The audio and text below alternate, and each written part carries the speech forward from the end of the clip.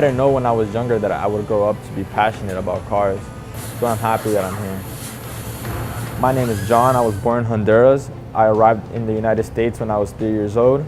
I did my K-12 education here in Naples, Florida.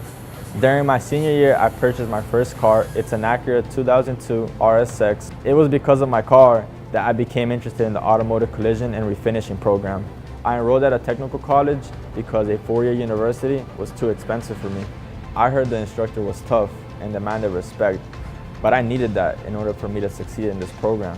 And I knew I could complete this program in over a year. I enjoy working with my classmates. We're here from 7:15 to 2 p.m. So we have a lot of time to work and learn from each other. I've learned many techniques from my instructor and my classmates. I learned how to sand, I learned how to take out dents. My favorite is painting. I really love it.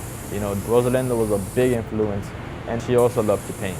Don't get me wrong, I can really use some practice and all around mudding, you know, dent work, but that's why I'm here to practice. I don't have any other plans or options, so this has to work. So yes, my future looks bright because I'm putting my hope in this industry.